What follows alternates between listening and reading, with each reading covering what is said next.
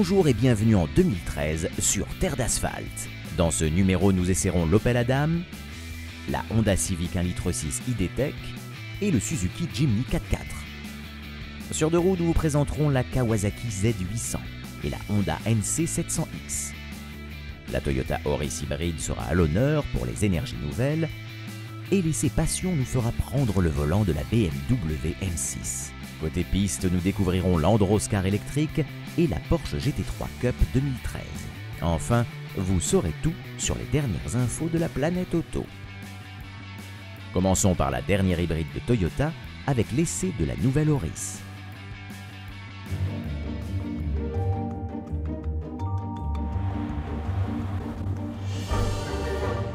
Qui dit hybride dit Toyota.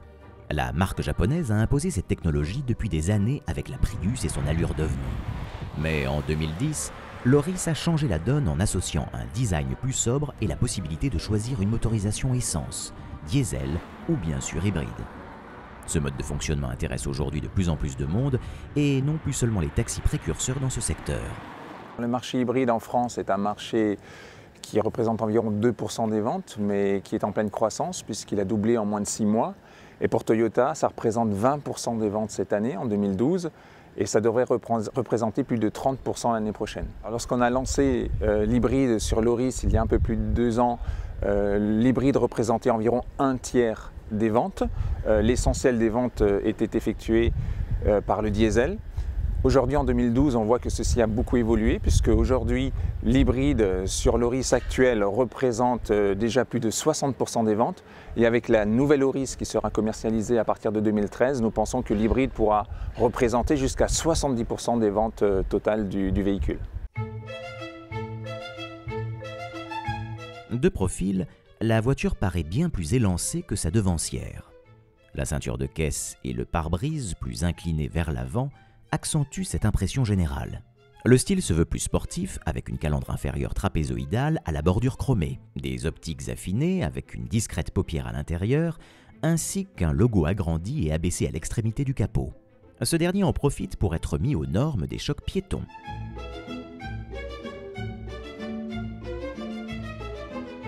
L'arrière, plus complexe, laisse apparaître de nombreux angles et une lunette plutôt réduite en hauteur, ce qui limite la visibilité dans le rétroviseur central.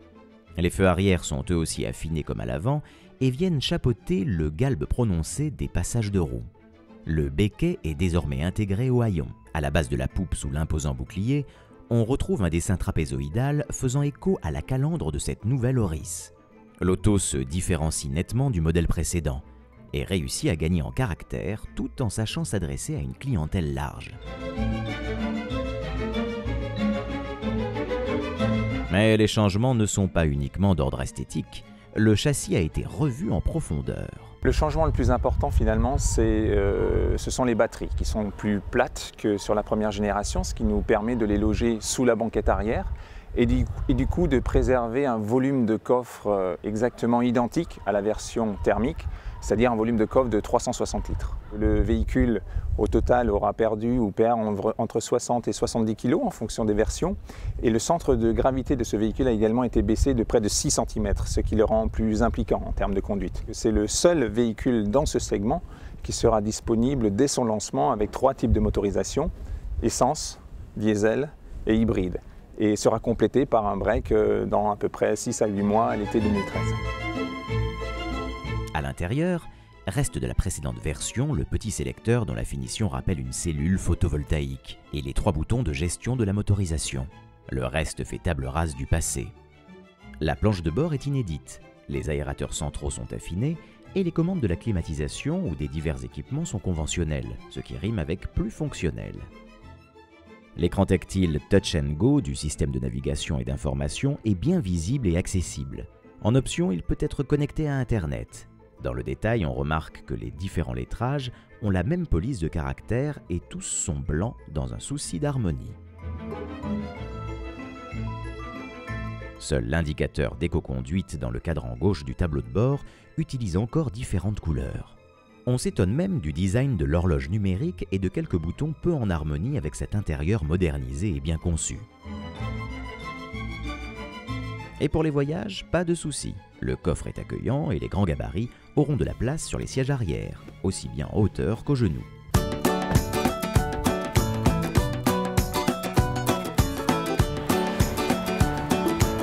Sur route, on note qu'un effort particulier a été fait sur la transmission épicycloïdale, ce qui offre un meilleur agrément.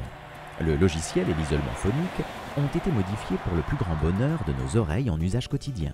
Bien entendu, cette sonorité caractéristique semblable à celle d'un CVT est toujours présente à pleine charge, mais dans une moindre mesure et surtout beaucoup moins souvent que sur la précédente génération. Au volant, le maître mot est la souplesse. Le moteur 1,8 litre et son binôme électrique n'abattent le 0 à 100 km/h qu'en 10 secondes 9.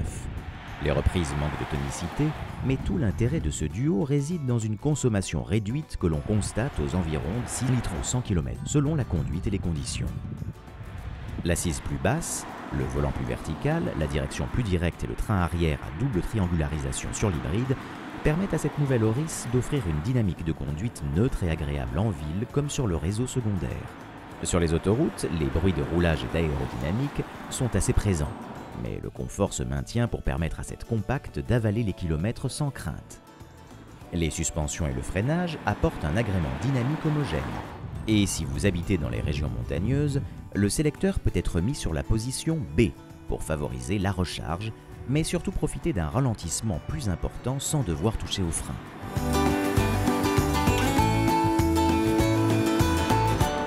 Encore plus proche de ses sœurs, la nouvelle Auris hybride apporte une véritable alternative à un moteur diesel avec un niveau de CO2 à seulement 87 grammes par kilomètre et un entretien à long terme qui devrait être bien moins onéreux en l'absence d'embrayage ou de démarreur par exemple. Notre Toyota Auris hybride de 136 chevaux est disponible à 24 600 € en finition dynamique. Sa sœur diesel D4D de 124 chevaux est à 23 700 €, soit 900 € de moins.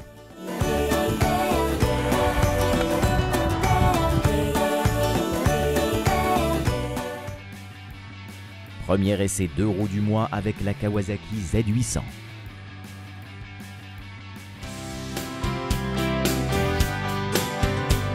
Le Z800 arrive avec la tâche de poursuivre l'incroyable success story de la Z750 entamée depuis 2004. Elle est basée sur le châssis de la Z750R lancée en 2011. En plus de sa nouvelle cylindrée, la Z800 apporte divers changements pour 2013.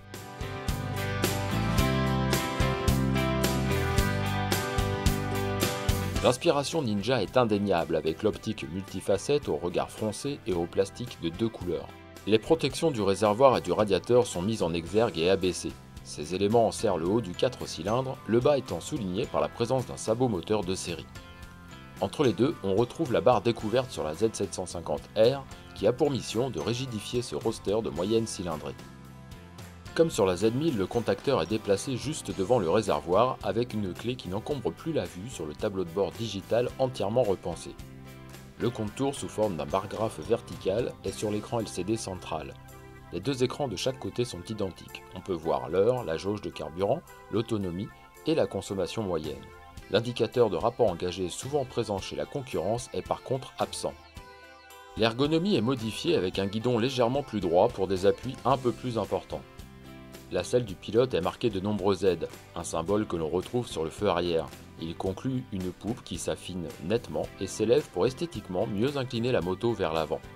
Le passager devra à nouveau composer avec une petite selle et des poignées dissimulées dans le passage de roue, pleines de projections lorsqu'il pleut.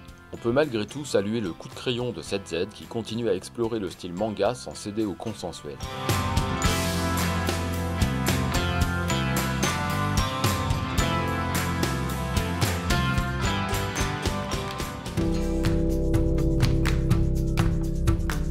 Le moteur 4 cylindres en ligne passe de 748 à 803 cm3 en augmentant son alésage. L'admission a été modifiée, celle des cylindres 1 et 4 est plus courte que celle des cylindres 2 et 3, et le diamètre gagne 2 mm pour passer à 34 mm.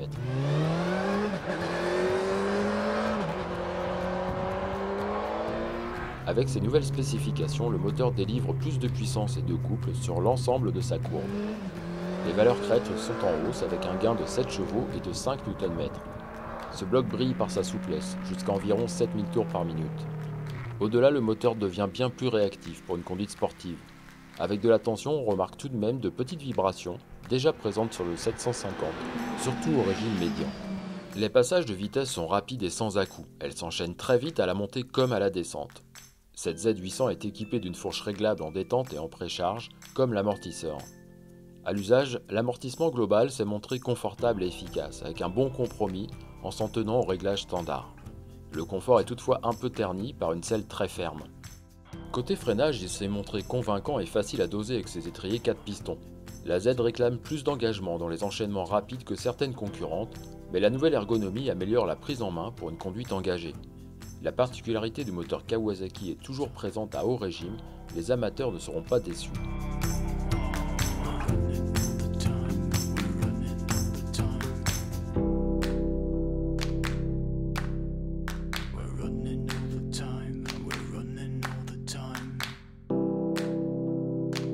La Z800 est proposée à 8 899 €. Il faut ajouter 600 € pour avoir l'ABS, soit un total plus élevé de 500 € qu'une FZ8, sa plus proche concurrente. On notera à l'arrivée de la Z800E, 900 € moins cher, mais se passant de suspension réglable, d'étrier avant 4 pistons et d'habillage.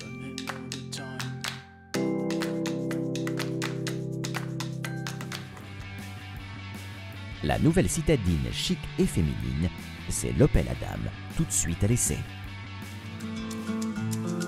Ces derniers temps, un vent nouveau souffle chez Opel. Après le Mokka, la marque au Blitz continue de renouveler sa gamme pour conquérir une large clientèle. Et c'est le cas avec l'Adam. Aujourd'hui, nous sommes dans la région de Lisbonne pour vous présenter la nouvelle Opel Adam. Alors, est-ce qu'elle peut concurrencer la Fiat 500? C'est la question qu'on s'est posée. La citadine d'Opel, cela joue cool et branché. Sa cible est féminine et son objectif clairement défini. Tailler des coupières au Fiat 500, Audi A1 ou autre Mini. Pour cela, la première carte à jouer est celle de l'atout charme. Et sur ce point, la dame est surprenante. Un peu extravagante, elle affiche une calandre assez basse marquée d'une large barrette noire simili-carbone sur notre version. La custode arrière adopte de son côté des airs d'aileron de DS3 inversés. Cela s'intègre dans un design tout en rondeur, avec des bas de porte marqués comme sur l'Insignia. L'arrière est tout aussi fluide, avec des feux faisant écho au phare avant. Si elle surprend au premier abord, surtout en photo, cette Adam a tout de même quelque chose de craquant. Indéniablement, effectivement, c'est l'essence de l'auto, c'est la possibilité d'avoir pratiquement une voiture, toutes les voitures vont être différentes. Alors, tout est pratiquement personnalisable. Vous avez 12 teintes de carrosserie différentes, 19 intérieurs différents, 3 teintes de pavillon, 30 jeux de jantes, etc. etc. C'est-à-dire qu'on peut composer une voiture pratiquement à la carte. Et si on regarde la voiture un peu plus en détail, pratiquement tous les éléments, tous les petits éléments de l'auto sont personnalisables à l'infini. À bord, Opel se donne des airs de Rolls-Royce avec un toit étoilé en option. Grand chic. La présentation générale est agréable, toujours dans un esprit rondouillard. La marque évite la multiplication inutile de boutons avec juste des commandes bien visibles. À l'image du GPS, elles sont cependant placées bas, ce qui peut être contraignant pour les utiliser en roulant. On regrette aussi le coffre de 170 litres, bien petit pour aller faire du shopping.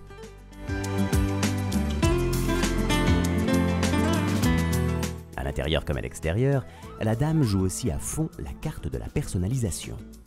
Couleurs, stickers, enjoliveurs, tout est fait pour que chaque modèle soit unique, ou presque. La dame est proposée en 3 familles. Glam, Jam, Slam. Jam comme jeune et dynamique, Glam comme glamour et Slam comme sportive. On a 19 possibilités de teintes de bandeaux de tableau de bord. On peut personnaliser le bas du volant avec le levier de vitesse et le revêtement du frein à main. Là, on a 4 teintes disponibles. On a 15 types de sièges différents. On a 4 ambiances générales intérieures différentes.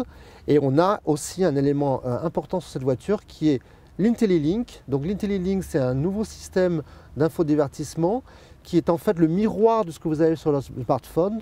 Donc plus besoin d'avoir un GPS très cher dans la voiture. Le GPS est intégré dans le smartphone, par exemple, et se reflète dans l'écran de l'automobile. Une chose est sûre, on se sent chez soi une fois au volant. Le plaisir est-il le même sur route ?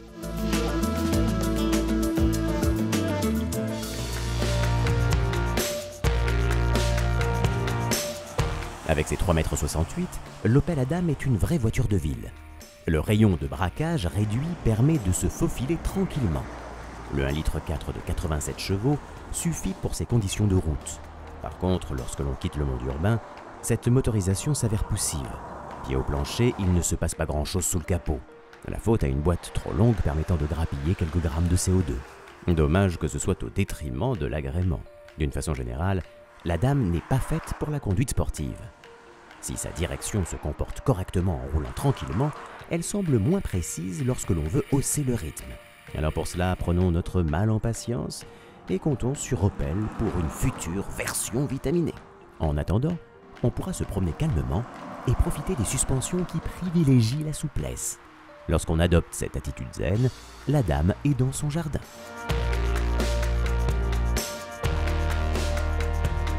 Il est effectivement prévu dans 18 mois un nouveau moteur, notre nouvelle petite famille de 3 cylindres turbo qui animera donc la Dame et qui fera donc ses débuts sur cette voiture. Et en termes de carrosserie, je vous laisse imaginer des déclinaisons, mais je ne pourrais pas vous en dire plus. Opel a surpris en présentant la Dame, développée dans des temps records pour le secteur automobile.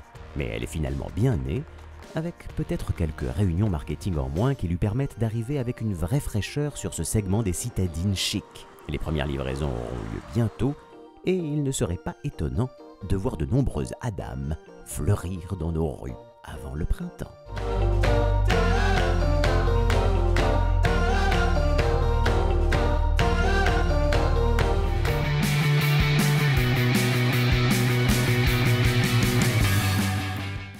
Toutes les infos et nouveautés du secteur automobile, c'est maintenant. Si vous avez une Xbox 360, vous avez sûrement Forza Motorsport. Forza Horizon arrive en exclusivité sur la console. L'esprit rappelle celui de jeu d'arcade, mais qu'on ne s'y trompe pas. Il faudra tout de même être habile pilote pour gagner les courses. Toujours fun, avec des décors encore plus beaux, votre Xbox vous fait déjà les yeux doux pour obtenir le jeu. Petite, la Fiat Panda, elle ne compte pourtant pas se faire rouler sur les pneus, et encore moins dans cette configuration Monster Truck. C'est le modèle idéal pour se garer en ville, certes, mais ne foncez pas chez votre concessionnaire, cet exemplaire n'a bien sûr été conçu que dans un but promotionnel. Chez le constructeur de Sochaux, c'est plutôt l'esprit grands enfants qui domine. Le Peugeot Design Lab a donné un coup de jeune à la peluche du lion, emblème de la marque. Tout bleu, tout joyeux, avec un style proche d'un héros de manga, il devrait faire le bonheur des collectionneurs d'objets dédiés à la marque. Alors que les rames de métro automatisées sont répandues, le monde du transport se penche maintenant sur les véhicules autonomes. C'est par exemple le cas avec le Navia de la société Induct. L'engin sait se repérer seul, détecter les obstacles et aller vers un arrêt désiré. Encore en test et limité à 20 km/h, ce type de véhicule risque bien de se développer dans les années à venir.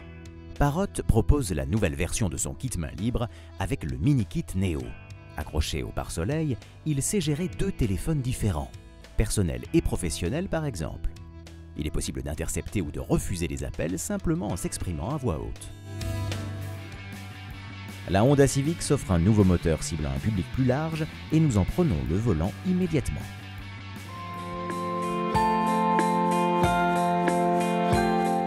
La 9e génération de Civic étend son offre de motorisation. Le 2,2 litres de 150 chevaux se voit enfin épaulé par un nouveau 4 cylindres diesel 1,6 litre de 120 chevaux. Ce moteur est le premier d'une lignée dénommée Earth Dreams, spécialement développé pour le marché européen et destiné à consommer et polluer moins.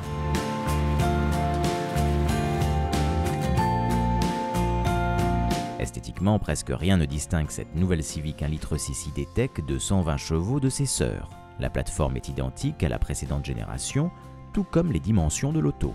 On retrouve donc une face avant très plongeante et des phares au dessin plus classique de part et d'autre de cette grande calandre noire en V.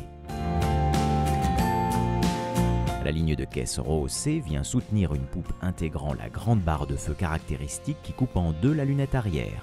Pour optimiser l'aérodynamisme, l'avant est pourvu d'une calandre active comme sur le 2,2 litres. De petits déflecteurs sont présents devant les roues arrière et un autre vient se positionner sur les ailes pour une traînée moins turbulente. Ces modifications vont s'étendre à toute la gamme Civic.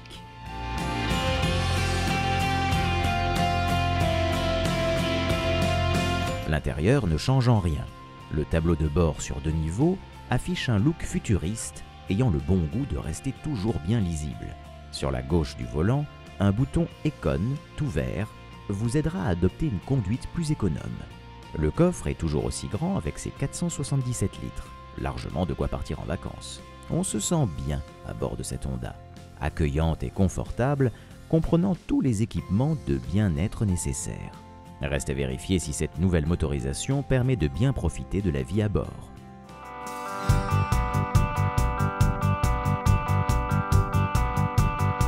D'après Honda, économe est le mot qui s'associe à ce nouveau moteur diesel 1,6 litre.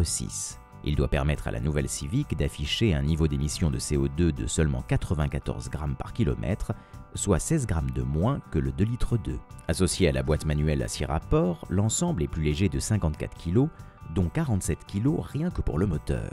Tout en alu, il offre moins de frottement et un refroidissement plus important. Il est équipé d'un alternateur qui peut être totalement débrayé si besoin, de la recharge des batteries lors de la décélération, d'un turbo à géométrie variable, d'un vilebrequin plus léger ou encore d'une huile à faible viscosité. Il se passe par contre d'un arbre d'équilibrage secondaire jugé inutile sur ce bloc.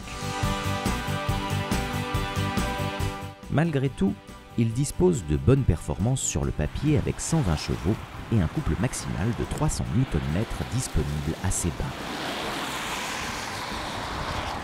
Ce tout nouveau moteur, c'est la première étape dans une stratégie moyen terme qui s'appelle Earthrim Technology, qui vise à faire de Honda le premier constructeur, le meilleur constructeur au monde en matière de motorisation à faible émission et faible consommation. Donc vous voyez ici l'illustration sur des motorisations diesel, vraiment dédiées d'ailleurs au marché européen. Et nous travaillons sur des nouvelles technologies et une amélioration significative des moteurs thermiques essence, qui restent aussi clé de voûte importante pour les marchés mondiaux, et des nouvelles technologies hybrides. Nous venons d'annoncer des nouvelles générations hybrides essence électrique, avec des technologies donc monomoteur électrique pour des véhicules plutôt de petite taille, 2 moteurs électriques en soutien du moteur thermique sur des plateformes gamme moyenne ou supérieure. Et puis la technologie hybride, on va dire, phare, ça sera sur la NSX, donc la future GT Honda, ultra sportive, 4 roues motrices, et qui sera dotée de 3 moteurs électriques. Sur route, en comparaison avec le 2,2 litres, on remarque le peu de vibrations distillées par ce nouveau moteur dès 2000 tours minute. Il ne rechigne pas à descendre bas dans les tours et relance correctement l'auto sans le moindre à-coup. La montée en régime est linéaire pour offrir un agrément de conduite tout à fait satisfaisant, surtout lorsqu'on le compare à son grand frère en conduite en ville où il s'avère sensiblement plus discret. La nouvelle boîte de vitesse est par contre comparable dans le ressenti de la sélection, précise mais ferme. On regrette que le système d'arrêt et de redémarrage automatique du moteur ne soit pas plus discret sur cette nouvelle motorisation.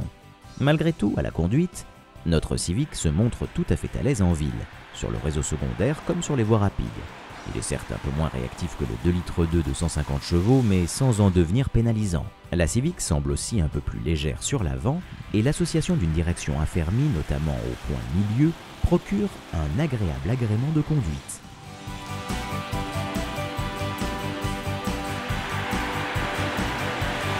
Avec cette motorisation plus légère, Honda apporte à sa Civic une expérience de conduite différente, un peu plus dynamique dans la direction pour une auto un peu plus réactive.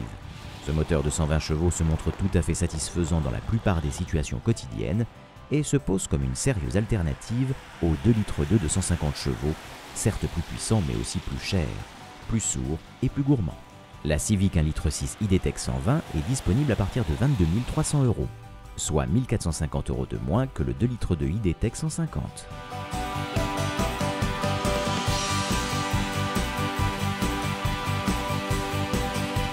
Dans quelques instants, Terre d'Asphalte revient avec l'essai de la BMW M6, du Suzuki Jimny 4x4, de la Honda NC 700X, la présentation du Trophée Andros et la Porsche GT3 Cup. Sans oublier les actus du moment. A tout de suite.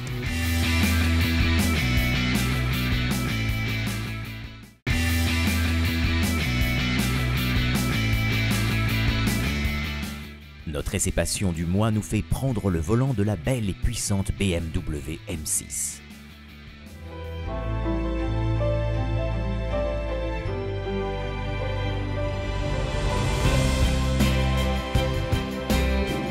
Décrire la BMW M6 en 2 mots? Simple, luxe et sportivité. Mais attention à ne pas prendre ceci à la légère, car la GT de Munich a des arguments pour justifier son statut. A commencer par un V8 Twin Power Turbo de 560 chevaux. Cette motorisation V8 affiche 110 chevaux de plus que la BMW 650i et se voit associée à une boîte automatique à double embrayage. Voilà pour décrire brièvement la sportivité. Pour le luxe, il suffit de prendre place à bord.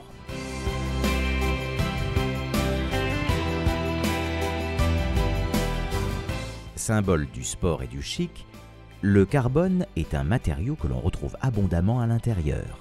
Dans les contreportes, sur la console centrale et la planche de bord, il est omniprésent. Le conducteur est choyé avec une sellerie très ergonomique, totalement réglable, et un volant à la préemption parfaite. Surpiqûre et cuir ornent l'habitacle pour un rendu du meilleur effet. Le levier et les boutons de sélection des paramètres de conduite sont parfaitement accessibles. Une molette donne accès à toutes les fonctions disponibles sur l'immense écran en haut de la console centrale, idéal pour afficher la cartographie du GPS. Et d'un doigt, on choisit les réglages moteurs. Enfin, à l'arrière se trouvent 2 places, de bonne taille et ne faisant pas de compromis sur le confort. Le coffre de 460 litres accueille tous les bagages sans encombre. Dans cette M6, la finition et le confort sont de haut niveau. On y est parfaitement à l'aise.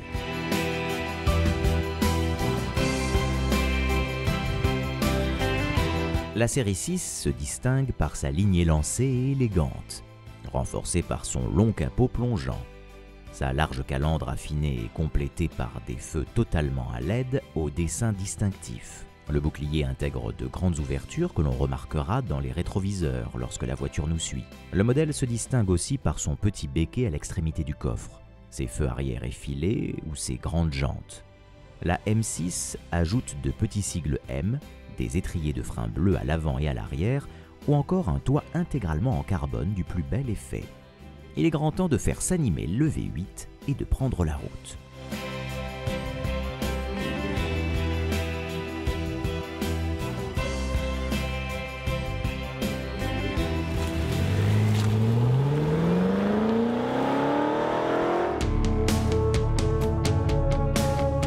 Sous le capot de la BMW M6 se trouve le V8 Twin Power Turbo de 4,4 litres qui délivre pas moins de 560 chevaux de 6 à 7000 tours minute. Le couple très important de 680 Nm est disponible dès 1500 tours minute sur une large plage jusqu'à 5750 tours minute. Le 0 à 100 s'abat alors en 4 secondes 2. Ce moteur embarque les technologies M Twin Power Turbo, double Vanos, Valvetronic et injection haute pression. Ceux qui le souhaitent pourront passer la limite électronique de 250 km/h en optant pour le pack expérience M à 2600 € pour atteindre les 300 km/h. Circuit et autobahn s'imposent alors. Le moteur 8 cylindres est installé longitudinalement, ce qui permet d'être mécaniquement dans l'axe de la boîte de vitesse, puis de l'arbre de transmission puisque la puissance passe intégralement sur le train arrière. La boîte DKG Drive Logic automatique à double embrayage et 7 rapports complète le binôme dynamique de ce coupé.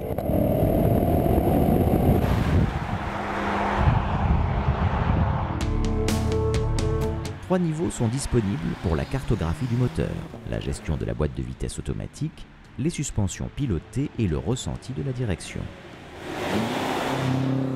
La sonorité, bien que plus présente que sur les autres séries 6, reste assez discrète et semblable d'un réglage à l'autre. Dans tous les cas, la M6 se montre très douce et confortable. Le V8 distille une poussée franche, sans retenue ni ménagement, mais sans brutalité et avec une linéarité exemplaire.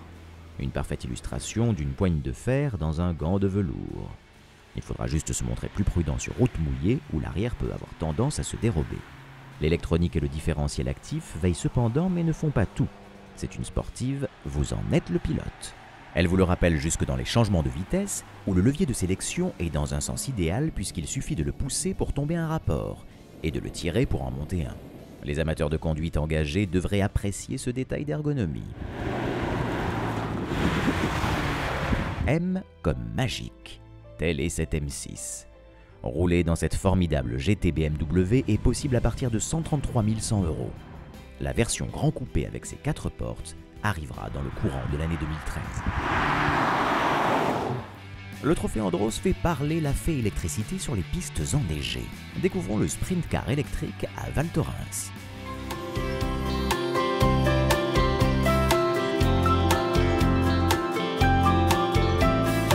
Pluie et haut voltage ne font pas bon ménage.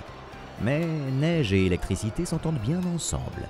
Pour preuve, le trophée Andros propose pour la 4e année consécutive une série dédiée à l'Androscar, le sprint car électrique conçu spécialement pour cette épreuve. En constante évolution, l'auto en est à sa 4e génération que nous présente le pilote participant également à son développement, Franck Lagorce. La voiture du trophée Andros électrique, je dis bien électrique. Alors on a une voiture qui fait à peu près 900 kg et a une équivalence de 120 chevaux. Donc en fait c'est une carrosserie en polyester et donc très légère. On a un accélérateur, un frein, c'est un peu comme en kart tout simplement, avec le volant réglable, le siège réglable, le tableau de bord là-bas ici, où on peut voir la vitesse, le temps de charge, la charge, on voit toutes les indications. Et il y a juste une marche avant, un neutre et une marche arrière. Voilà, donc c'est très simple et ça rend la voiture très accessible pour tout le monde. Donc ça c'est super important parce que qui monte dedans, un professionnel ou un amateur ou un gentleman driver, enfin n'importe qui, tout de suite arrive à se faire plaisir. Contrairement à ce qu'on pense, il y a beaucoup de bruit dans la voiture. Même si ça ne fait pas de bruit de l'extérieur, il y a beaucoup de bruit parce qu'il y a beaucoup de friction et entre les pneus, entre des fois un peu de carrosserie. Le moteur, le gros propulseur, donc c'est une propulsion avec bien sûr amortisseur, 4 freins à disque, châssis tubulaire. On a la même chose devant, aussi 2 amortisseurs. Il faut savoir qu'on a 4 heures de charge en gros, mais surtout on a 40 minutes d'utilisation en course. Il faut savoir qu'on est à peu près 4 secondes de ce qui roule en thermique et que c'est une propulsion. Et eux, ils ont 4 roues motrices. De nombreux pilotes répondent présents chaque année au trophée Andros électrique. Stéphane Ortelli, habitué aux courses d'endurance, y vient volontiers et nous explique en quoi la compétition se rapproche des autres courses auxquelles il participe. C'est très ludique, on s'amuse et en même temps ça va déjà à 130 km en ligne droite, ça met une sacrée pêche. Tu te réveilles le matin, tu montes dans la voiture comme ça avec pas beaucoup de visibilité, c'est très difficile. Par contre ça va super vite, je me suis régalé. Ça fait appel à des gros réflexes naturels parce qu'on est un peu en instinct de survie, on voit pas vraiment bien la piste. Heureusement ils ont mis des bancs de fluo sur les murs, mais pas vraiment sur les points de freinage, donc des fois tu crois que le virage il est là, il n'est pas là. Je pense qu'on a rarement fait des conditions comme ça, on va pas s'en plaindre. Toute l'année on ne demande de pas glisser, là c'est l'inverse, il faut glisser pour aller vite. Et en même temps, ce que tu fais au niveau de la glisse te sert parce que quand tu te mets dans des situations compliquées sur l'asphalte avec au moins l'Audi, avec beaucoup de pluie, c'est sûr que tout ce qu'on apprend là, c'est instinctif. Donc c'est bien de travailler parce que je peux vous dire que quand il pleut à 300 km/h dans la ligne droite et que ça commence à partir dans l'aquaplaning, c'est exactement la même chose. On oublie que c'est un moteur électrique, je pense qu'une fois qu'on a démarré la voiture, même pas une seconde, tu penses que c'est une voiture électrique. Tu as le comportement d'une voiture de course, c'est une propulsion. Il faut mettre gaz le plus tôt possible pour sortir vite des lignes droites et arriver le plus vite possible au virage d'après. Donc voilà, c'est impossible de penser que c'est une voiture électrique. Voilà. À l'heure où les 24 heures du Mans se mettent aux énergies nouvelles, le trophée Andros semble en avance sur son temps. Pour Max Mamers, compétition et électrique sont faits pour se rencontrer. On est sur un meeting où il y a des voitures thermiques, il y a de la moto et il y a des voitures électriques. C'est ni plus ni moins que ce qui va se passer dans le futur, c'est-à-dire que tous les constructeurs auront sur leur catalogue des voitures électriques, c'est déjà le cas, des voitures hybrides, des voitures thermiques. Donc le sport automobile est le reflet de toute façon de ce qu'est l'industrie automobile. Nous ne sommes qu'une devanture et il est tout à fait logique que nous soyons les premiers à faire marcher ces voitures dans des conditions en plus complètement anormales, parce que c'est vrai que si on arrive à faire marcher des voitures électriques dans les conditions extrêmes, bien évidemment c'est au service de monsieur tout le monde. Ça veut dire qu'une voiture électrique, même si un jour il fait moins 10, dans Paris ou à la montagne, elles démarreront, elles marcheront.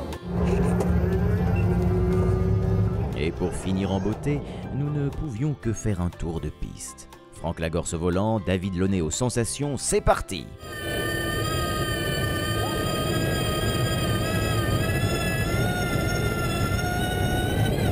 Ça avance fort, hein. On n'a pas l'impression, mais ça avance, hein.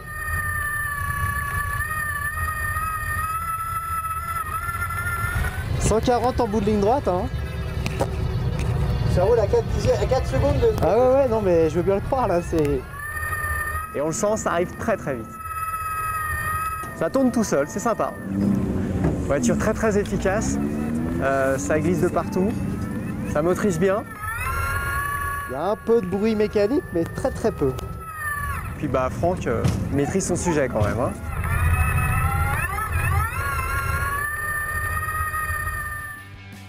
Encore plus d'infos et d'insolites, immédiatement avec la suite des actus automobiles du moment. La GoPro s'est imposée comme l'une des principales caméras pour les prises de vue embarquées. Elle revient dans sa 3e génération, plus fine et plus performante. Disponible en 3 versions, le haut de gamme intégré Wi-Fi, capteur photo de 12 millions de pixels et une résolution vidéo 1080p à 60 images secondes, voire même 4K à 15 images secondes. Étonnant! Les constructeurs, souvent si sérieux, aiment bien se faire plaisir en fin d'année avec des cartes de vœux originales. C'est le cas avec AMG qui nous propose une bien curieuse manière d'utiliser le potentiel de leur moteur. Un film à déguster sans se priver.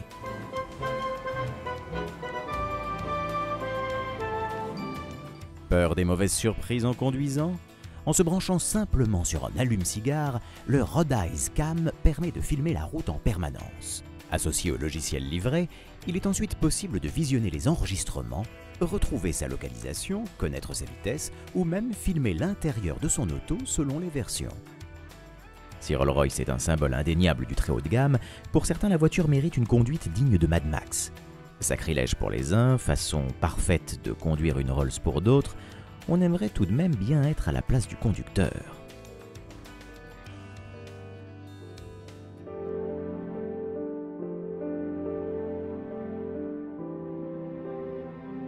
Si vos enfants sont encore loin d'avoir l'âge de conduire votre Fiat 500, vous pouvez tout de même leur faire plaisir. L'autostar de la marque italienne est désormais disponible dans une version miniature et téléguidée. 3 couleurs au choix, blanc, rouge ou jaune.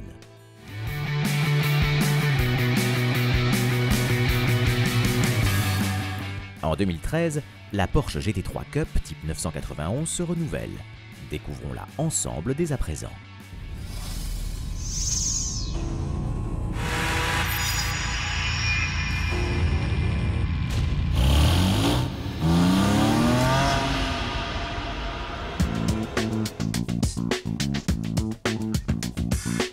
Parmi les faits marquants de 2012, il y en a un qui aura été particulièrement attendu, c'est le lancement de la nouvelle Porsche 911 type 991 qui venait remplacer le type 997. Les optiques et l'avant restent proches de ce qu'on connaissait sur la précédente génération, alors que l'arrière évolue nettement, surtout avec ses nouveaux feux étirés. L'intérieur s'inspire de la Panamera et les cadrans spécifiques sont toujours là, tout comme le volume du coffre Rikiki. Comme la plupart des autos lancées en 2012, elle s'est allégée en ayant davantage recours à l'aluminium, s'est abaissée pour améliorer son aérodynamisme et est mieux équipée de série. Le flat 6 de 3,8 litres gagne en puissance pour afficher un total de 400 chevaux à 7400 tours par minute sur la 911 Carrera S. La Type 991 abat ainsi le 0 à 100 en 4 secondes 5, à 4 dixièmes seulement de la GT3 Type 997 qui officiait encore l'année dernière sur les circuits.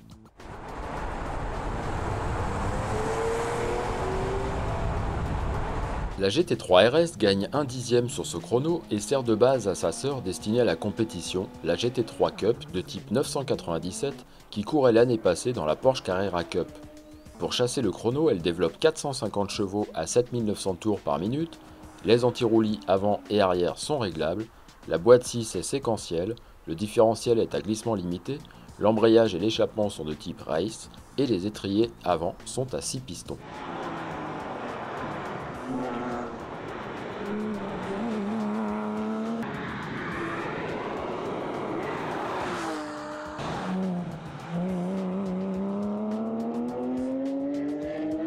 Dans le sillage de la nouvelle 911, la GT3 Cup évolue logiquement pour la saison 2013. Le flat 6 de 3,8 litres développe maintenant 460 chevaux à 7500 tours par minute sur la GT3 de type 991. Elle est équipée d'une nouvelle boîte 6 séquentielle, d'un différentiel à glissement limité, de palettes au volant pour changer les rapports avec un système électro-pneumatique, d'un nouveau tableau de bord digital Cosworth, d'un système drive-by-wire, d'étriers monoblocs à l'avant, de disque arrière de 380 contre 355 mm sur la GT3 type 997, ou encore d'une pédale d'accélérateur à contrôle électronique. Pour 2013, alors un programme riche en nouveautés. Déjà, on aura des magnifiques circuits, on va aller à Magny-Cours, on va aller au Castellet, on va aller au Mans, on va revenir au Mans avec la Cup. On va également aller à Mugello, qui est un magnifique circuit en Italie, pour faire une manche en compagnie de la Cup italienne, pour faire une espèce de trophée franco-italien. Quelque chose qui, à mon avis, va beaucoup plaire aux teams et aux pilotes. On aura une Cup également toujours marquée par les jeunes talents. Nous allons continuer les jeunes talents Matmut Carrara Cup, nous allons continuer le Scholarship Programme international. Voilà, donc nous avons une grande dynamique actuellement sur la Cup, beaucoup de teams qui sont en discussion avec nous, donc j'imagine un très beau plateau l'année prochaine. Et puis toujours la perspective de 2014, puisqu'on peut d'ores et déjà annoncer que nous serons en levée de rideau du Mans en 2014 avec la Cup. Donc très certainement beaucoup d'excitation, aussi bien en 2013 qu'en 2014 avec la Porsche Matmut Carrara Cup. Deuxième essai de roue du mois avec la Honda NC700X et sa boîte automatique à double embrayage.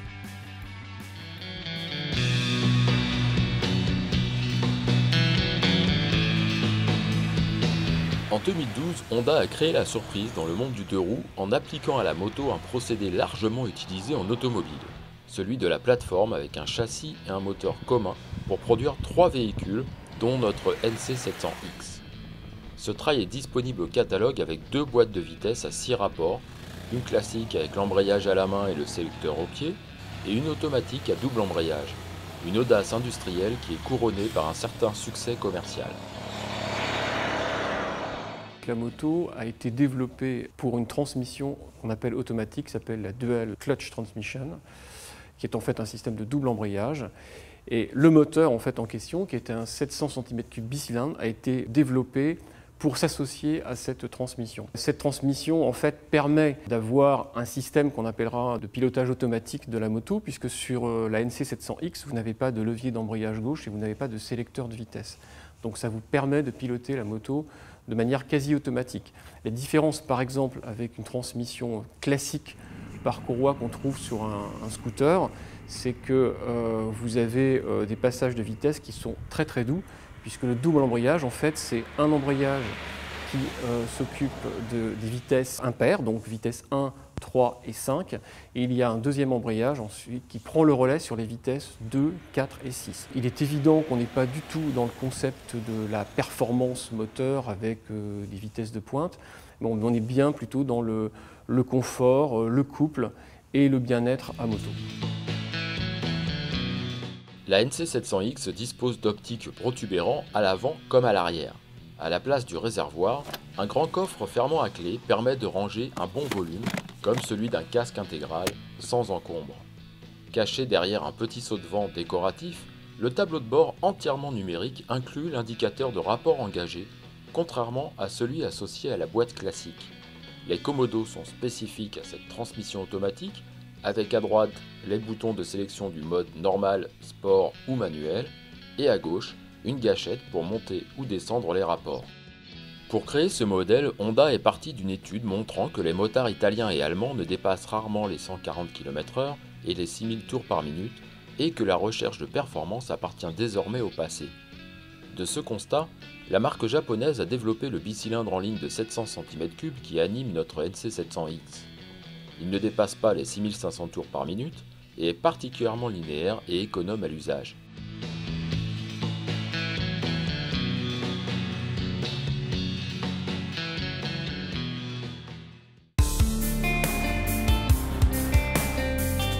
À la conduite, on est obligé de constater que ce moteur qui coupe là où commence la seconde partie du contour d'une moto normale est quelque peu frustrant avec la boîte classique.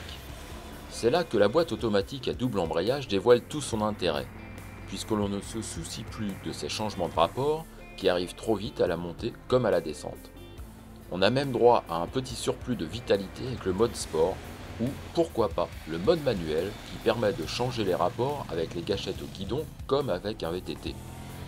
Il ne reste qu'à moduler la poignée des gaz et de s'occuper de ces trajectoires au guidon de cette machine très sécurisante. La boîte automatique est discrète et évite les désagréments, notamment sonores d'un CVT. C'est une habitude à prendre, notamment dans le relief où il faut anticiper pour ne pas perdre le rythme. Le secret est d'enrouler avec une jolie trajectoire et en quelques kilomètres on n'y pense plus. Le point qui ravira tout le monde, c'est la consommation constatée sur cette moto et ses sœurs. En boîte automatique ou manuelle, il est très facile d'être à une moyenne de 4 litres au 100.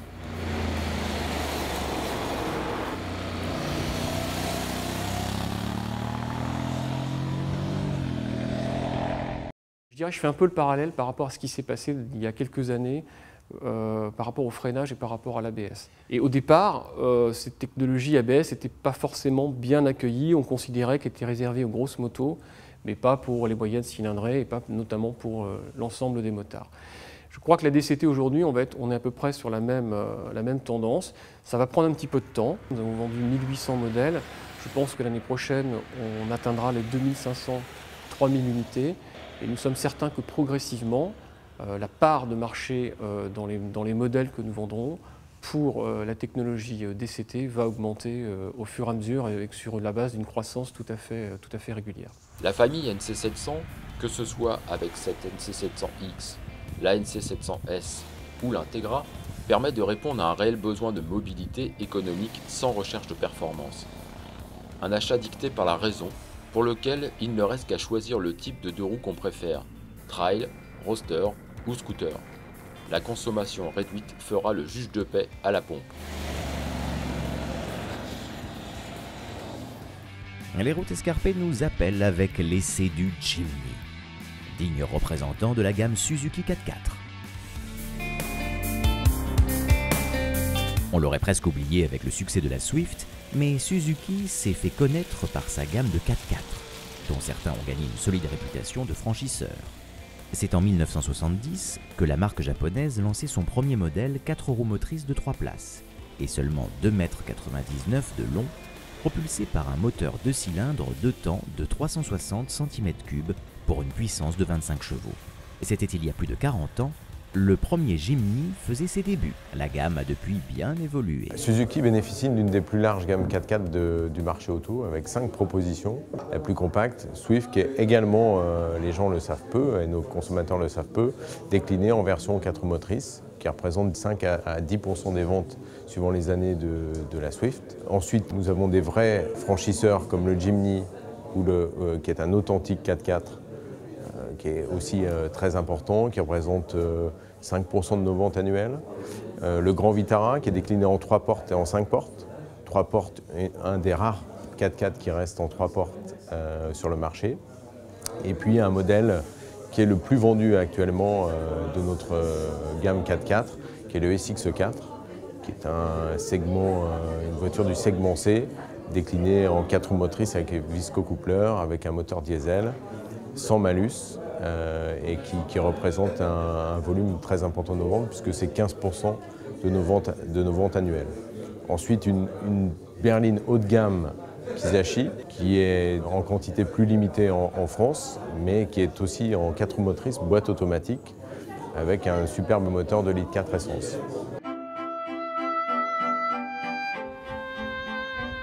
Nous nous sommes particulièrement intéressés au Jimny.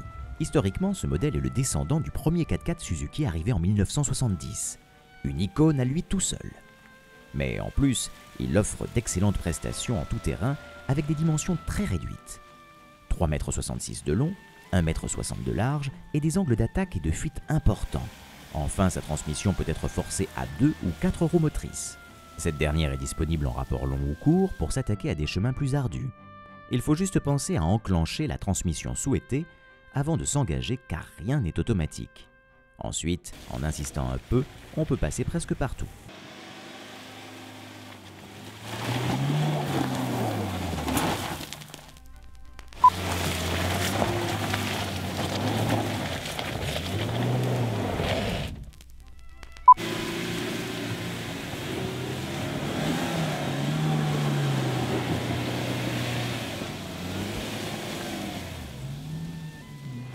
Lorsqu'on reprend la route, seul le mode 2 roues motrices permet de rouler normalement, emmené par le petit moteur 1,3 litre essence de 85 chevaux. Les prestations dynamiques sont toutefois nettement typées 4x4 à l'ancienne de par sa conception. Très pratique dans les régions difficiles pour les tâches quotidiennes ou dans une exploitation, il est malgré tout pénalisé par une consommation mixte élevée par rapport à ses dimensions. Il faudra compter 7,1 litres par 100 km et du même coup les émissions de CO2 montent de 162 grammes par kilomètre. Ça ne l'empêche pas d'avoir ses adeptes. Le Jimny est très spécifique à notre gamme. C'est un vrai 4x4 authentique. Il a environ 1500 aficionados par an, qui sont plutôt des profils d'acheteurs qui ont réellement besoin d'un 4x4. Alors pour le loisir, ils le laissent dans leur maison de campagne pour aller à la chasse, à la pêche, ou également dans les stations de ski pour les hôteliers, les moniteurs de ski qui l'utilisent au quotidien dans la neige. Ça, on a vraiment ce genre de clients chez nous. C'est plutôt quasi une troisième voiture, une voiture qu'on laisse à la campagne pour aller partout, que ce soit faire son marché, aller sur la plage ou aller dans les bois. Son confort spartiate passe en retrait dès qu'on attaque le relief des chemins escarpés, où il se débrouille très bien avec un prix toujours très réduit, puisque vous pouvez avoir ce petit 4x4 passe-partout pour 13 790 €. Et en prime pour ce tarif, vous aurez le charme de la petite auto japonaise. C'est le Jimny de mes rêves, voilà ce que pourra dire le propriétaire de cette puce tout-terrain. Et si ça ne vous suffit pas, Suzuki ne compte pas en rester là avec sa gamme. Bon, le S-Cross est notre futur modèle très important puisque nous arrivons sur le marché dit des SUV avec ce modèle qui préfigure très fortement les lignes du modèle qui va être vendu d'ici 1 an puisque nous allons le commercialiser en septembre 2013 et en déclinaison 2 roues motrices, 4 roues motrices, essence et diesel également. C'est un tout nouveau produit chez nous qui va s'intercaler entre notre gamme de 4x4 authentique et nos berlines. Et l'arrivée d'un SUV dans notre gamme est très importante.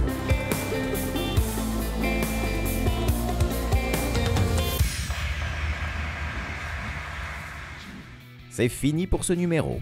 À très bientôt sur Motors TV pour un nouveau Terre d'asphalte.